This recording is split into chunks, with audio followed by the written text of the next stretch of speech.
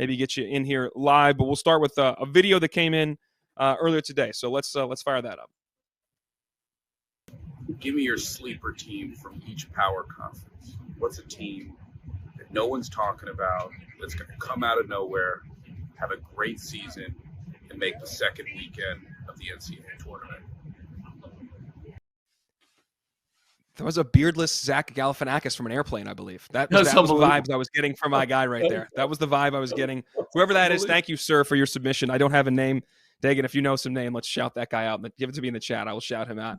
So let's, just for time's sake, he said from each league. I don't know if we have time for that, but if you want to go for one or two in a league, give me that, and we can have a discussion around those, and we'll try to kick this around for the next few minutes. Mike, let's start with you. So you got a sleeper team and a power league that you want to touch on. Yeah, I want to touch on Washington in the Big Ten. I think the sleeper in the sense of I don't think they can win the league, but certainly will have a major leap compared to last year. I think they arguably have a top 5 roster in the league, and now it just comes down to Danny Sprinkle putting this thing together. I love the guard play with Claude and Yates, and then you got Mandequit with 12 assists in their exhibition game. Steinbach was incredible. So I'm excited to see how they put that together, because from a talent perspective, they're right up there with a lot of teams in the Big Ten. So that would be my first sleeper, would be the Washington Huskies.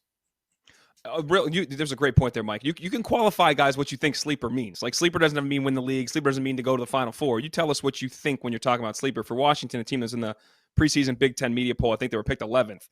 For them to finish in that top 4 and have a strong lead and contend for the league would be no doubt a sleeper. Drell, what you got?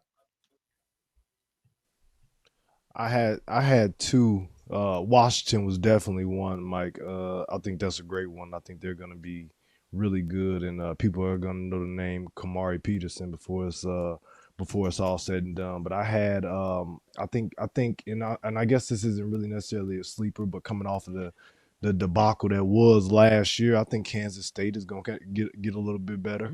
I think they're going to kind of quiet some of the naysayers. Obviously, they spent a ton of money and things didn't go as planned last year. But I like the pieces that they added. I think they'll be able to bring it together. I don't think it'd be as bad or as much of a circus around the team. Those guys will be able to focus in, and they'll be right in the mix for within the Big 12. And also, I think Pitt is going to be okay. I know nobody's really talking about them. Obviously, they lost the point guard to Kentucky low, but they kind of re-upped a little bit. I like the move with going to get Deshaun Jackson from Iowa State, and also Polo Minor, man, my boy Polo from Oregon State. He should be kind of commanding the ship there in Washington, man. So I think they're going to be a competitive and a good team. Idrisitis, one of my kids I had is at Pitt now as well too, from Iowa State. Didn't play a ton last year, but more than capable, skill, can shoot it a little bit. And they got a couple more good pieces. Barry Dunning Jr. as well too. So those are my 2 off the top of my head that I kind of had synced in on outside of Washington. McCall? Yeah, I mean, when you think of sleepers, you're looking at the top 25 poll, and you're thinking of who's not in the top 25 right now. But before we go into the season, NC State, Will Wade's going to take that team to the NCAA tournament. There's no question about it. I love the excitement that he's creating around the program, the rivalry with players talking a little bit of trash. Like that's good for our game. Like, there's nothing wrong with that. That's good. So I would say NC State, and I think this Scott Drew team at Baylor is way better than people are giving them credit for. Spending some time with Tunde Yusufo, like that guy is an absolute stud. I think they have the right pieces. He's obviously proven he can win a national championship there. So I think Baylor's is creeping under the radar a little bit. Yeah, McCall. Sorry, go ahead. Sorry, Dallin. I was just going to agree with you. On fire Baylor. In. Don't let me talk so much. Go. No, I was going to say, I agree with you on Baylor. Like they were going from each conference, they were mine in the Big 12. I just think, like, I buy them having a bounce back year relative to their standards, right? The defense was a disaster last year, just an abject disaster. I expect them to be much improved in that area and just really have more of a plan. So I'm in on Baylor, and then I'll just throw some SEC flavor in here as well.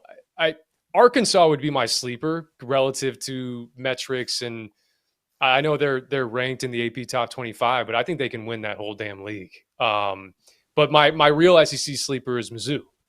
I just think like you get Mark Mitchell back. I like the change of scenery for Sebastian Mack. Those are two guys right there that just absolutely live at the free throw line. And Anthony Robinson is not only one of the biggest breakout candidates in the SEC, I think he's one of the biggest breakout candidates in America. So I have questions about that front court overall, but Mizzou Arena, I think, is one of the most underrated home court advantages in the league. And so that I think that can carry them in SEC play. All right, now I had a tough time with this one. You give me a Big East one. I had a hard time with that. I think Providence could do it. I think Providence could put. I think Kim English obviously last year was a disaster. And you have injuries, you have problems. He's a good coach and runs that team well. They're from a money standpoint, they paid to get some guys that have put up numbers at power conference schools, and they have some talented players. I think they're hungry. I think outside one of the biggest reasons that after you get through UConn, St. John's, and Creighton, the league's pretty wide open. You're going to have a lot of teams vying for contention at the top 4 spot, and then hopefully getting some contention into getting into the NCAA tournament and getting a good seed. I think Providence, a team with Kim English and what they've invested in, that could be a team that's returning to form, if you will, where they were 2 years ago versus where they were last year. What you got, McCall? Looked like you wanted to say something.